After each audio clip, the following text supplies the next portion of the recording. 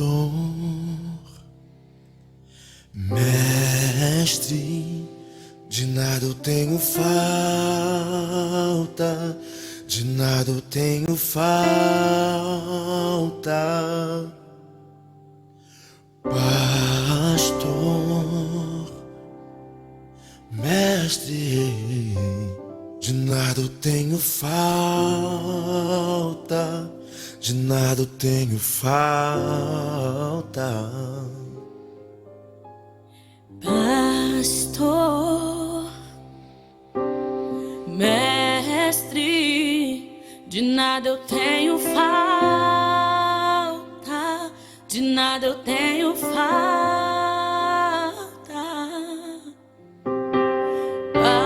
Pastor, mestre, de nada eu tenho falta, de nada eu tenho falta.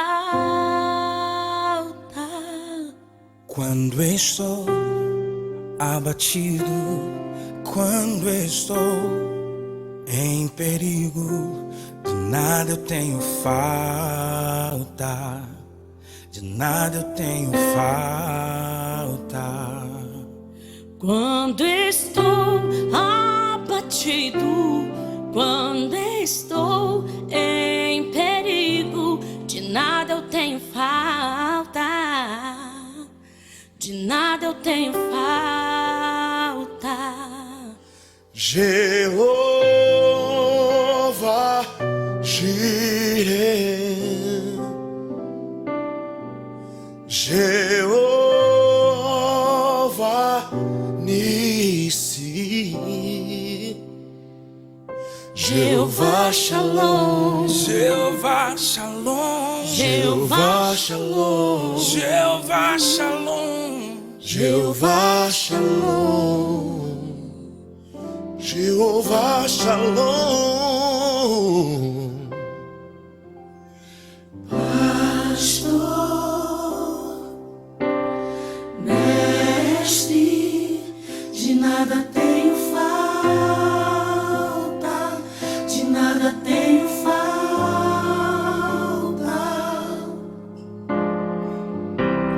Pastor, mestre, de nada tenho falta, de nada tenho falta.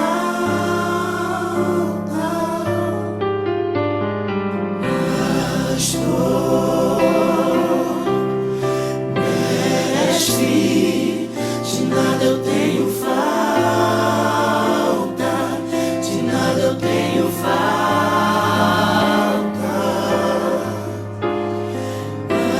Pastor, mestre, de nada eu tenho falta, de nada eu tenho falta.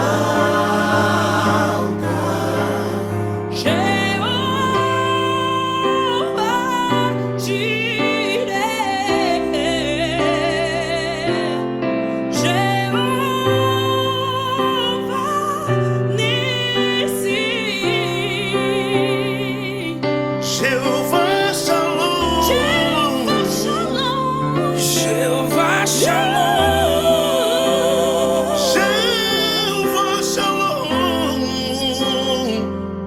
Jeová Shalom, Jeová Jireh, oh Jeová Nissi, Jeová Shalom, Jeová Shalom, Jeová Shalom, Jeová Shalom.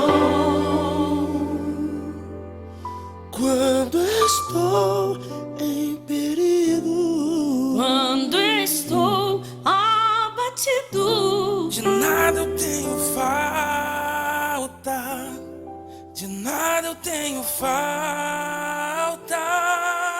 quando estou em perigo, quando estou preso por imenso fardo de pecado e de temor. Foi que Cristo então tocou-me, e assim não sou mais tal pecador. Tocou-me, sim, tocou-me. Oh, quanta paz no coração! Fui transformado e novo sou, e hoje eu tenho salvação.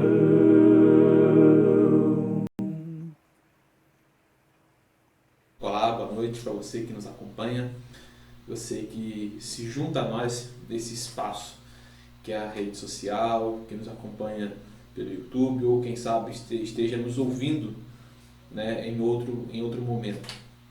Mas o fato é que nessa noite eu quero pensar com você um pouquinho acerca da Palavra de Deus e tendo como base o nosso tema, né, o tema da nossa série para este mês, que é Reset. E falamos no último domingo sobre a importância dos novos começos, a importância de termos um diagnóstico do que vai bem e do que precisa ser mudado, do que precisa ser resetado em nossas vidas. E nessa noite eu quero pensar com você acerca das companhias, acerca das influências que são exercidas por nós e também que são exercidas sobre nós. As influências que nós exercemos sobre o outro, mas que o outro também exerce sobre mim, sobre você, sobre cada um de nós. Por isso nós vamos falar nessa noite sobre as más companhias. E aí você pode talvez se perguntar, mas o que eu mais quero agora é poder desfrutar de algum tipo de companhia. Talvez você que esteja nos acompanhando, nos ouvindo, você viva só.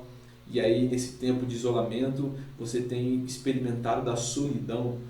Mas saiba que mesmo distanciados fisicamente, geograficamente, nós ainda assim estamos na companhia um dos outros. Porque não é só a minha presença que exerce influência sobre você, mas são as minhas ideias, o meu jeito de agir no mundo influencia o mundo. Então, todos nós estamos cercados sobre vários tipos de influência. Tanto que uma das profissões, se assim nós podemos dizer hoje, o próprio nome já revela isso, influenciadores digitais. Pessoas que se utilizam dessa mídia, desse meio de comunicação que nós estamos usando nesse exato momento, para exercer influência sobre outro. Ditar uma moda, um hábito alimentar, um hábito esportivo, seja como for, vivemos sobre constante influência. O que me faz lembrar, na palavra de Deus, do Salmo que eu quero convidar você aí a abrir sua Bíblia, Salmo de número 1. E no Salmo de número 1, a partir do verso 1, nós vamos ler até o versículo de número 2, diz assim, Salmo 1, a partir do verso 1. Como é feliz aquele que não segue o conselho dos ímpios, não imita a conduta dos pecadores, nem se assenta na roda dos zombadores. Ao contrário, sua satisfação está na lei do Senhor, e nessa lei medita de dia e de noite.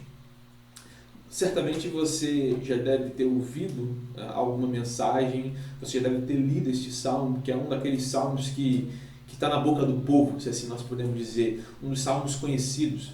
E certamente você deve ter ouvido uma reflexão, quem sabe até mesmo uma pregação em cima desse texto, como uma espécie de orientação, de alerta, de recomendação acerca do cuidado que você deve ter com as amizades que você desenvolve. Mas eu quero nessa noite propor para você um novo ponto de vista. Novo no sentido de que é diferente, mas não novo no sentido de algo necessariamente que venha contra o que o texto nos revela. Mas eu quero levar você a pensar não no zombador, no pecador ou no ímpio, como a Bíblia vai nos dizer, como usualmente nós pensamos. Pensamos sempre como sendo alguém, uma outra pessoa, um terceiro, um fator externo. O ímpio é alguém que está fora. O ímpio é alguém que está em outro lugar. Mas eu quero levar você a fazer o questionamento e a pensarmos a partir, então, desta linha que é: será que você, sim, você que está aí nos acompanhando, será que você não faz parte desse grupo? Do grupo que é rotulado aqui como sendo um grupo de ímpios, de pecadores, de zombadores? Será que você não é a má companhia para outras pessoas? Já parou para pensar nisso? Já parou para se questionar?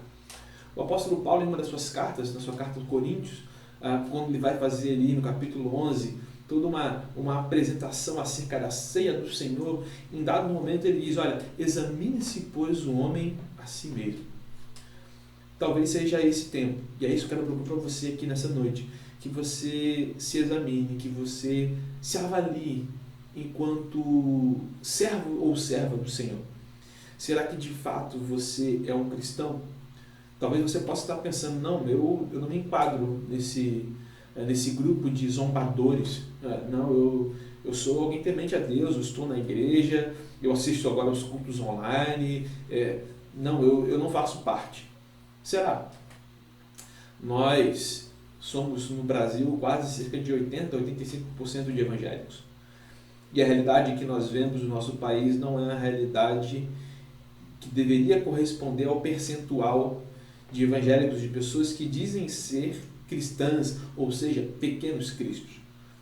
E aí nós precisamos pensar e entender que o zombador não é tão somente aquele que diz não crer em Deus. Para mim, particularmente, o pior zombador é aquele que, dizendo crer na existência de Deus, vive como se ele não existisse. Nós temos um belo discurso que se torna tão somente um discurso quando não é reforçado pela forma como nós vivemos. Jesus é alguém que não tinha apenas boas palavras, mas ele falava e expressava a partir do seu viver a concretude, a concretização de cada um dos seus ensinamentos. E aí, mais uma vez, eu convido então você a fazer essa autoanálise. E você? Será que você, de fato, encarnou e trouxe para dentro do seu coração as verdades contidas aqui nas Sagradas Escrituras? Será, portanto, que você não é realmente alguém que se enquadra nesse grupo de ímpios, de zombadores, de pecadores? A forma como nós vivemos, se não vivemos da forma como dizemos ser a correta a partir do entendimento da palavra de Deus, nós estamos zombando de Deus. Estamos zombando da sua palavra. E aí, a partir disso, então, nos tornamos uma má companhia. Nos tornamos pessoas com as quais os relacionamentos precisam ser repensados. Sim, a Bíblia é bem categórica quanto a isso. E me parece que o apóstolo Paulo, na sua carta aos Coríntios, eu também quero convidar você a abrir sua Bíblia, portanto, primeira carta de Paulo aos Coríntios, no capítulo 5, a partir do versículo, primeira carta de Paulo, capítulo 5, a partir do verso 9, vai nos dizer o seguinte: já lhes disse por carta que vocês não devem associar-se com pessoas imorais. Com isso, me refiro aos imorais deste mundo. Não me refiro aos imorais deste mundo, nem os avarentos, ou os ladrões, ou aos idólatras. Se assim fosse, vocês precisariam sair deste mundo. Mas eu lhe estou escrevendo que não devem associar-se com qualquer que, dizendo ser irmão, seja imoral, avarento, idólatra, caluniador, alcoólatra ou ladrão. Com tais pessoas vocês nem devem comer. Versículo 12. Pois, como haveria eu de julgar os de fora da igreja? Não devem vocês julgar os que estão dentro? Deus julgará os de fora. Expulsem esse perverso do meio de vocês. O contexto aqui é que havia práticas imorais que estavam acontecendo dentro daquela igreja, da igreja de Corinto. E se nós trouxermos hoje para o nosso tempo, não é muito diferente. A prática de vida que nós exibimos para as pessoas que nos cercam, para o mundo no qual nós vivemos, o que esta prática de vida revela sobre nós? Que diferença ela faz na vida das pessoas que nos cercam? E aqui é importante observar que se de um lado nós temos aqui o salmista nos instruindo a termos cuidado para não caminharmos em alguns ciclos, ele faz aqui, na verdade, ele dá uma orientação para resguardar. Olha, evitem determinados ambientes, evitem determinados ciclos de amizade. Agora o apóstolo Paulo, ao mesmo tempo que ele ecoa as palavras do salmista, ele vai agora além. Se o salmista fala que nós devemos evitar, o apóstolo Paulo diz que nós devemos romper. Sim, mas romper com que tipo de relacionamentos? Necessariamente com aquele que é alcoólatra, imoral. Observa, não sou eu que estou dizendo isso, querido. Você pode ir lá na sua Bíblia aí e você vai ver que é o que está escrito. Você vai ver que ele não está falando necessariamente daqueles que vivem desse jeito, mas vivem desse jeito porque ainda não tiveram o conhecimento de quem é Cristo e do que ele realizou por cada um de nós. O apóstolo Paulo, contudo, ele é incisivo ao dizer o seguinte: olha, mas tem um grupo de pessoas. Com essas você sequer deve comer, você sequer deve se sentar com elas. E esse grupo é das pessoas que praticam todas as mesmas coisas que as pessoas lá de fora praticam, mas se dizem cristãs. Quão fortes são essas palavras?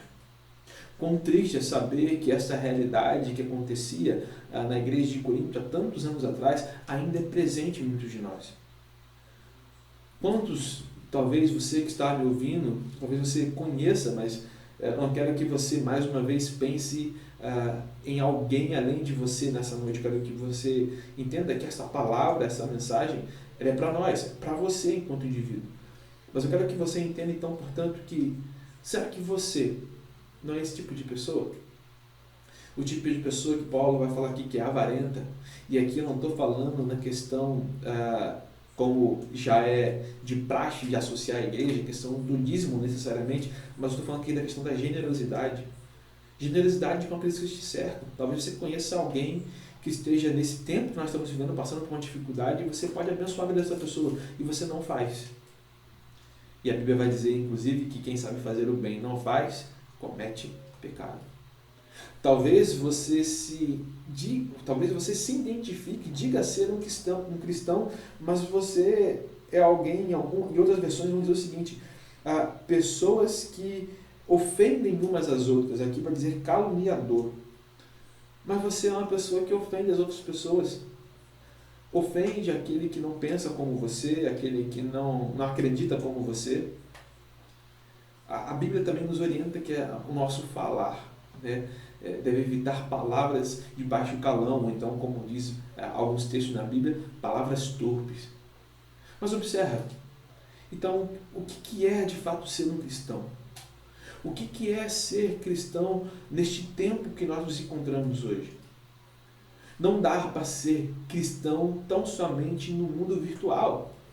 Porque Cristo não se entregou virtualmente para nenhum de nós. Cristo se entregou fisicamente. Ele se entregou verdadeiramente por cada um de nós. E Ele espera que, seguindo o seu exemplo, nós possamos viver uma vida de entrega. Que nós possamos desenvolver boas amizades e sermos influenciadores. Não necessariamente influenciadores digitais, mas influenciadores da eternidade. Influenciadores das boas novas. Este é o nosso compromisso. Essa deve ser a nossa reflexão. Muitas coisas talvez estejam preocupando você. Muitas coisas talvez estejam aí causando algum tipo de pavor em você. Mas eu quero que você pense que aquilo que te causa mais preocupação acaba sendo aquilo que é o Senhor da sua vida. Vou repetir para você. Aquilo com que você mais se preocupa acaba governando a sua vida. Inclusive, na verdade, o medo, a preocupação, o medo gerado a partir da preocupação se torna um Deus. E aí nós fazemos muitas coisas a partir da perspectiva do medo. Quando a Bíblia também vai nos dizer que o verdadeiro amor lança fora todo medo. Portanto, quais são as companhias que talvez você esteja mantendo, ainda que virtualmente, nas redes sociais, no grupos no WhatsApp. Quais são os ciclos de amizade que hoje não acrescentam na sua vida? Quais são as pessoas que você conhece que dizem ser cristãs, mas agem como se não fossem? A Bíblia é muito clara. A instrução do apóstolo Paulo aqui é categórica. Olha, com esses não se quer comais, não façam sociedade, não se associem. Olha, tomem cuidado. E é interessante porque nós lemos isso aqui no primeiro capítulo, no capítulo 5, na primeira carta de Coríntios. Mas se nós caminharmos um pouco a mais e formos para o capítulo 15, carta de apóstolo Paulo, capítulo 15, na primeira carta de Coríntios, e lermos o versículo 33, 1 Coríntios 15, versículo 33, vai dizer o seguinte: não se deixem enganar, as más companhias corrompem os bons costumes. E é interessante aqui, para que você entenda o contexto que o apóstolo Paulo está falando aqui, ele não está falando de más companhias que as pessoas desenvolviam, mais uma vez, com pessoas que estavam fora daquele ciclo religioso, fora do ciclo da igreja. Não, Paulo está falando que existem mais companhias que vão corromper os nossos bons costumes que estão dentro da nossa igreja. Sim, assim como no campo de trigo há joio, assim como no jardim há uma serpente, na igreja não há pessoas perfeitas. Mas o fato é, que tipo de relacionamento nós desenvolvemos? Nós podemos e devemos desenvolver relacionamentos saudáveis, mesmo tendo em vista que somos imperfeitos, que somos pecadores. E aí aqui o apóstolo Paulo não está falando tão somente de más companhias, de pessoas que falam usam determinado tipo de linguajar, palavras torpes, de baixo calão, pessoas que fazem piadas que não são piadas porque não são engraçadas, de maneira pejorativa. Não, se você olhar e examinar aqui o contexto desse texto, você vai observar que o apóstolo Paulo, em todo o capítulo 15, ele está falando sobre a ressurreição de Cristo, porque havia um grupo de pessoas que estava colocando em xeque a ressurreição. Então, observe o que o apóstolo Paulo está falando. Quando ele fala de más companhias aqui, ele está falando de pessoas com uma teologia equivocada, com uma teologia que não condiz com a teologia das Sagradas Escrituras. Então, olha, porque é muito mais além, não é tão somente se preservar a partir do momento que você é mais seletivo com as amizades que você desenvolve, mas é se preservar também do tipo de mensagem que você ouve. Que coisa você ouve? Como eu disse ainda há pouco, você tem a oportunidade de, nesse mesmo instante, estar ouvindo tanto outros pregadores, mas não necessariamente todos estão falando a mesma coisa. E aí vem a pergunta: como saber a quem está certo? Bem, você só vai descobrir quem está falando aquilo que é certo quando você entender aquilo que é a nossa certeza, aquilo que é certo, que é a palavra de Deus. E aí então nós temos que pensar, temos que refletir. Quando, por vezes, frequentemente eu ouço pais falando assim: pastor, meus filhos, ele está rebelde, minha filha está agindo de uma forma que tem me causado tristeza. São as amizades. E quando você fala são as amizades, você está revelando uma outra coisa muito importante, de que existem outras pessoas que são mais influentes na sua casa do que você mesmo. Influências mais fortes do que a sua própria influência na sua casa é um ponto de atenção, é um ponto de alerta. O sábio Salomão também vai nos alertar a respeito das más companhias. No livro de Provérbios, capítulo 13, Provérbios 13, versículo de número 20, vai dizer o seguinte: aquele que anda com os sábios será cada vez mais sábio, mas o companheiro dos tolos acabará mal. Aquele que anda com os sábios será cada vez mais sábio, mas o companheiro dos tolos acabará mal. Com quem você tem andado? Há um dito popular que vai dizer: me diga com quem anda e te direi quem és. Não dá para dizer que anda com Jesus e não parecer com Jesus. Portanto, se este é o seu caso, eu quero dizer para você que nem tudo está perdido. Porque da mesma forma como você deve, sim, evitar de se associar, de nutrir mais companhias, eu quero dizer para você que há uma companhia que é excelente. A promessa de uma companhia que é de fato excelente e também é eterna. A companhia de Jesus, que nos diz que eis que estou convosco todos os dias, até a consumação dos séculos.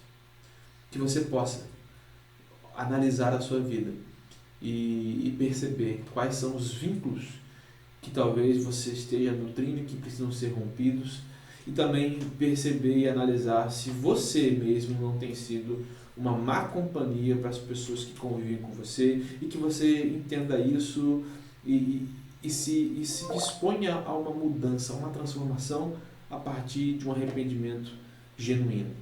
Eu quero orar por você. Quero orar por você, pedindo para que Deus, que essa palavra ela possa de fato penetrar no seu coração e que você possa entender e perceber que Deus te dá ainda no dia de hoje uma oportunidade de experimentar deste reset, deste recomeço das más companhias. Vamos orar?